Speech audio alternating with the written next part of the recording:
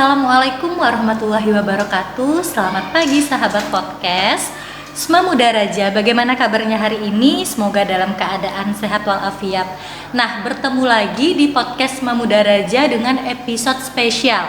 Karena narasumber kita pada pagi hari ini adalah Aminah sang juara.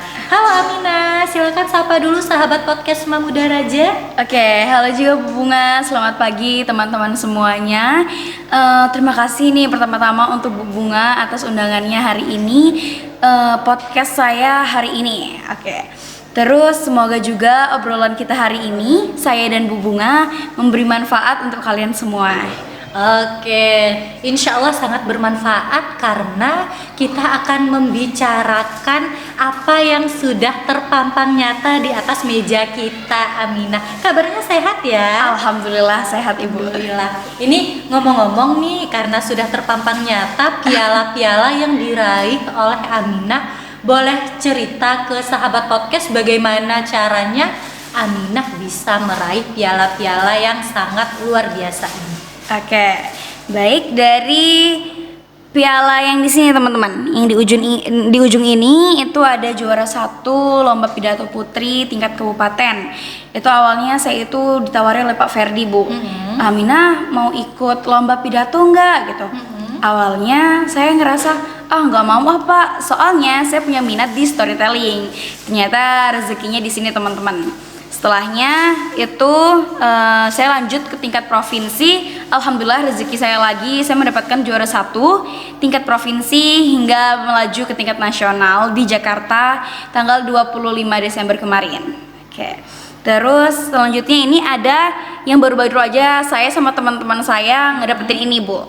Ini ada juara 1 lomba Sherhil Putri tingkat kecamatan di Hotel Indah kemarin. Wah, Masya Allah ya, luar biasa sekali pencapaian Aminah di lomba-lomba yang diikuti. Nah, ini boleh spill tadi Ibu mendengar yang kan tiga-tiganya bagus banget nih. Nah, yang di tengah-tengah ini katanya lajunya sampai ke nasional ya. Itu bisa diceritakan seperti apa? Oke, awalnya dari tingkat kabupaten itu karena saya udah ngerasa aku maunya di storytelling nih. Terus aku nggak bisa pidato. Ini juga teman-teman, fun fact, pertama kalinya aku ngikutin lomba pidato individu. Alhamdulillah rezekinya sampai ke tingkat nasional. Dari awal saya ikut lomba, saya udah bilang ke orang tua saya, Umi, Abi, Mimin, panggilan saya di rumah, Mimin ikut lomba gitu. Terus tentunya dikasih motivasi juga dari orang tua. Akhirnya saya percaya diri, terus menampilkan yang terbaik sampai dapat juara 1 di tingkat kabupaten. Akhirnya saya melaju ke tingkat provinsi. Di situ saya ditemani oleh Bu Nur, wali kelas saya. Terus nggak henti-henti Bu Nur juga ngasih semangat buat saya. Terus juga saya chat orang tua saya. Soalnya waktu itu tingkat provinsi dilaksanakan di Jembrana. Terus akhirnya saya minta doa sama teman-teman semua, terus sama orang tua juga saya terus spam, tolong dong doain Mimin seperti itu. Terus berkat latihan yang maksimal juga, alhamdulillah saya mendapatkan juara 1 di tingkat provinsi. Dan akumulasi dari poin-poin itu, poin tertingginya saya hingga saya dipilih untuk melaju ke tingkat nasional teman-teman. Wah, nah ini menarik nih. Ketika melaju ke tingkat nasional di Jakarta seperti apa itu? Apa yang didapatkan? Awalnya tuh saya benar-benar nervous karena seluruh provinsi Indonesia itu kan punya anak emasnya masing-masing ya. Jadi kayak punya perwakilannya masing-masing. Terus di sana saya amazed banget. Saya benar-benar ngelihat mereka itu pada pakai baju adatnya masing-masing, Bu. Jadi provinsi Papua itu pakai baju adatnya masing-masing. Terus Jawa Timur seperti itu. Terus saya juga banyak kenalan juga di sana. Terus mental saya tuh udah berantakan gitu. Bisa nggak ya aku gitu. Terus biasanya kan orang-orang yang udah terlatih itu kelihatan kan, Bu, dari bicaranya. Terus saya udah mulai ragu-ragu gimana gitu. Pas masuk ke ruangan, saya makin deg-degan. Cuman ada guru-guru pembimbing dari Denpasar saat itu, saya jadi terbangkit lagi. Karena sebelum ke panggung itu saya udah punya prinsip di dalam diri saya kalau saya di sini di panggung bukan cari juara sebenarnya, tapi saya menampilkan apa yang terbaik dari diri saya, seperti itu. Wah, luar biasa banget ya. Jadi memang support orang tua, guru, teman-teman itu sangat berpengaruh. Nah, berbicara mental, gimana sih caranya Min untuk menumbuhkan mental agar kita berani aja dulu untuk ikut lomba? Ini sekaligus pesan untuk adik-adiknya yang nantinya mau nih ikut lomba tapi takut kalah, ngelihat pesaing itu udah down duluan. Itu gimana sih tips and tricksnya? Oh, ya ini benar banget ya. Yang membawa saya mendapatkan piala-piala ini juga tentunya karena kepercayaan diri. Nah, tips and triknya itu yang pertama, kalian harus punya prinsip di dalam diri sendiri. Jangan takut akan penilaian orang lain, teman-teman. Yang pertama itu coba aja dulu, kita nggak tahu rezekinya di mana. Terus ya udah jalanin aja seperti air. Terus jangan lupa berdoa. Terus berbuat baik kepada kedua orang tua, selalu minta doa kepada kedua orang tua. Terus juga yang penting itu yakin kepada diri sendiri. Pasti insya Allah bisa percaya diri di panggung. Wah, kuncinya memang percaya diri, yakin dan berprinsip gitu ya, dan selalu minta bantuan doa dari kedua orang tua. Nah, Min, Ibu mau nanya nih, sahabat podcast, Aminah ini di luar itu sudah menyala banget dengan prestasi-prestasinya. Di dalam kelas juga lebih menyala lagi. Yang mau Ibu tanyakan nih, gimana cara Aminah untuk membagi waktu nih antara persiapan lomba dengan tetap mengikuti pelajaran itu seperti apa? Jadi di sini itu pentingnya manajemen waktu. Saya tuh bener-bener kalau ada tugas sekolah hari ini, saya berusaha buat nggak nunda-nunda buat dikerjain. Jadi sepulangnya di rumah, saya langsung kerjain biar besoknya nggak ada beban tugas.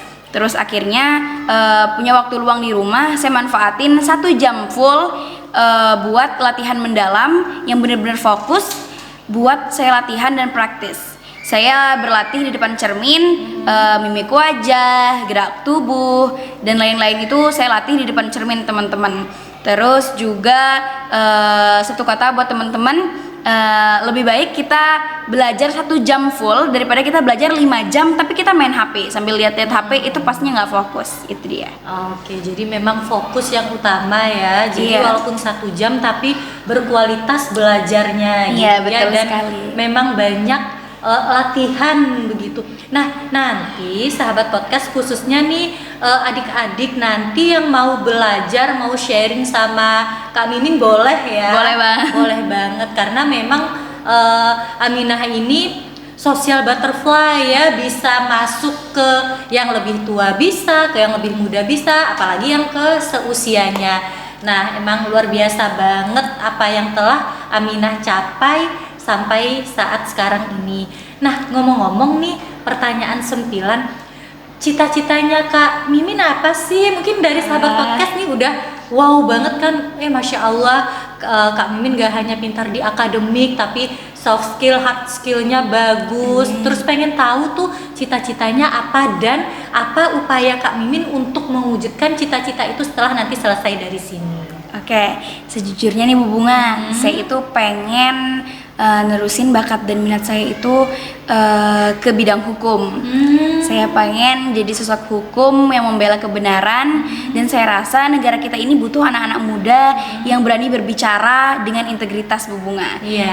Terus juga saya rasa skill saya di bidang public speaking itu menjadi faktor utama untuk meraih cita-cita saya.